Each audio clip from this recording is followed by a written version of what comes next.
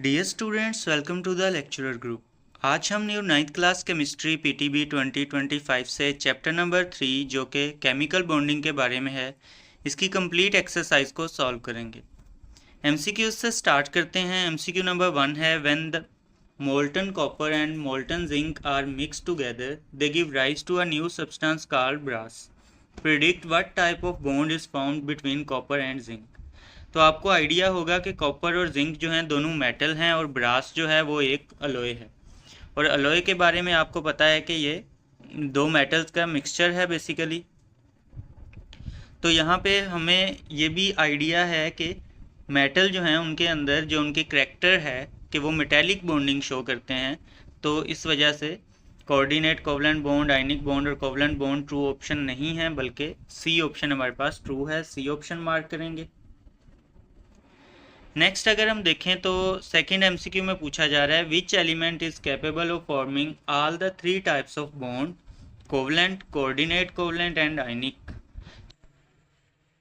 इसका true option oxygen है। B option को हम मार्क करेंगे। इसमें काफ़ी कन्फ्यूजन आपको नज़र आएगी। चैट जीपीटी भी अक्सर कार्बन जो है इसको एज आ आंसर बता देता है और अक्सर वीडियोस पे भी आपको कार्बन एज एन आंसर जो है वो एक्सप्लेन किया गया है, लेकिन कार्बन जो है वो आयनिक बॉन्ड शो नहीं करता। आयनिक बनाने के लिए उसे 4 इलेक्ट्रॉन या तो गेन करने पड़ेंगे या उसे लूज़ करने पड़ेंगे। तो इसकी वजह से ये एनर्जेटिकली भी फिजिबल नहीं है। लेकिन ऑक्सीजन जो है, हाँ, कार्बाइड्स का कहा जाता है कि आयनिक बॉन्ड कार्बन बनाता है, लेकिन वो भी प्रॉपर आयनिक नहीं होता, वो पार्शली आयनिक करैक्टर उसमें पाया जाता है। लेकिन ऑक्सीजन जो है वो आयनिक भी बनाता है। जैसे मैग्नीशियम ऑक्साइड है, तो मैग्नीशियम जो है वो अपने 2 इलेक्ट्रॉन ऑक्सीजन को देता है, ऑक्सीजन नेगेटिव और मैग्नीशियम पॉजिटिव आयन बन जाते हैं। इसी तरह जो वाटर है उसमें कोवलेंट बॉन्ड बहुत बार आपने स्टडी किया है। इसी तरह जो हाइड्रोक्सोनियम आयन है, चैप्टर में मैंने आपको एक्सप्लेन किया था, अगर आप उसके स्ट्रक्चर को देखें या उसमें बॉन्डिंग को देखें तो वो कोऑर्डिनेट कोवलेंट बॉन्ड है। तो बी ऑप्शन इसमें जो है वो ट्रू है। थर्ड एमसीक्यू को देखें तो इसमें पूछा जा रहा है, why is H2O a liquid while H2S is a gas. पानी जो है वो एक लिक्विड के तौर पे रूम टेम्परेचर पे पाया जाता है, वहीं पे H2S जो है वो एज अ गैस पाई जाती है। तो इसकी क्या वजह है? तो आपको पता है कि दो तरह की जो हैं वो फोर्सेस होती हैं, फोर्सेस ऑफ अट्रैक्शन। एक जो कि एटम्स को मॉलिक्यूल के अंदर होल्ड टुगेदर करती हैं, जो by ionic bond, covalent bond, coordinate, metallic bond. और दूसरी हैं इंटर मॉलिक्यूलर फोर्सेस, जो दो मॉलिक्यूल्स को आपस में जोड़ के रखती हैं। तो वाटर के अंदर आपको हाइड्रोजन बॉन्डिंग नज़र आती है। पोलर कंपाउंड है वाटर, जिसके अंदर स्ट्रॉन्ग जो है इंटरमोलिक्यूलर फोर्सेस होती हैं, हाइड्रोजन बॉन्ड जिसे हम बोलते हैं। जबकि H2S गैस की बात करें तो उसमें ये वाली स्ट्रॉन्ग हाइड्रोजन बॉन्ड प्रेजेंट नहीं होते, बल्कि उसमें वीक फोर्सेस जैसे कि लंदन डिस्पर्शन फोर्सेस और डाइपोल डाइपोल इंट्रैक्शन ये मौजूद होती हैं, जिसकी वजह से H2S जो है वो एज अ गैस बिहेव करती है, वहीं पे water as a liquid behave करता है। तो ऑप्शंस को अगर हम देखें तो because water is polar compound and there exist strong forces of attraction between its molecule, तो ये हमारे पास बी ऑप्शन जो है ये ट्रू है। नेक्स्ट अगर देखें तो पूछा जा रहा है फोर्थ एमसीक्यू में, which of the following bond is expected to be the weakest. तो एमसीक्यू 4 जो है ये काफ़ी कंफ्यूजिंग है और एक मुश्किल एमसीक्यू है 9th क्लास के लिहाज से। अगर हम किसी भी बॉन्ड की स्ट्रेंथ को फाइंड आउट करना चाहते हैं तो डिफरेंट फैक्टर्स को कंसीडर करना पड़ता है, जैसे कि साइज़ ऑफ एटम, इसी तरह उन दोनों के दरमियान जो बॉन्ड की लेंथ है उसको भी हम देखते हैं। और साथ साथ एक इम्पोर्टेंट फैक्टर है लोन पेयर का। लोन पेयर जो कि इन्वॉल्व नहीं होते बॉन्डिंग में, वो काफ़ी ज़्यादा रिपल्जन कर रहे होते हैं, एक दूसरे को रिपेल कर रहे होते हैं, जो कि वीकनेस का बाइस बनते हैं। तो अगर हम सी ऑप्शन और डी ऑप्शन को देखें तो ये दोनों में बहुत टफ मुकाबला होता है इसमें, लेकिन एट द एंड जो विनर है वो हमारे पास ऑक्सीजन बॉन्ड है और ये बड़े लो मार्जिन से जीतता है। तो ऑक्सीजन जो है वो वीकेस्ट बॉन्ड है। यहाँ पे सी ऑप्शन हमारे पास ट्रू है। सी ऑप्शन को मार्क करते हैं। इसको मैं मज़ीद एक्सप्लेन जो है वो इस आर्टिकल से करता हूँ कि यहाँ पे जो है चैट जीपीटी और डीप सीक वगैरह की हेल्प से मैंने जो है वो कंपैरिजन करवाया है और डीप सर्च के पर जो है इससे फाइंड आउट करवाया है। तो बॉन्ड की डिसोसिएशन एनर्जी जो है उसको अगर हम देखें तो ऑक्सीजन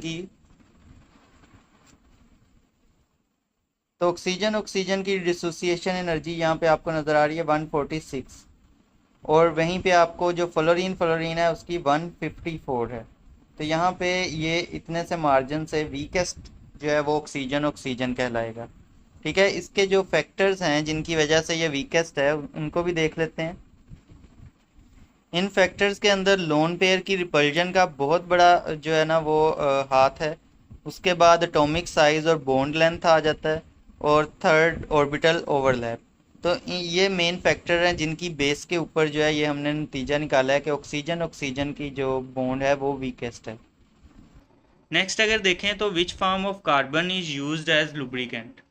कौन सी कार्बन की ऐसी फॉर्म है इनमें से जिसको हम लुब्रिकेंट के तौर पे यूज़ करते हैं।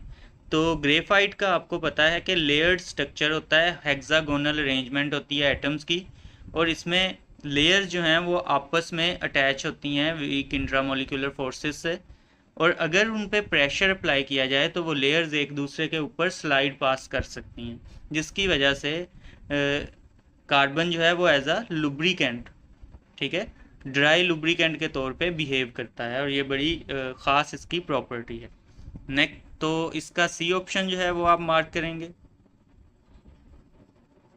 नेक्स्ट अब मूव करते हैं।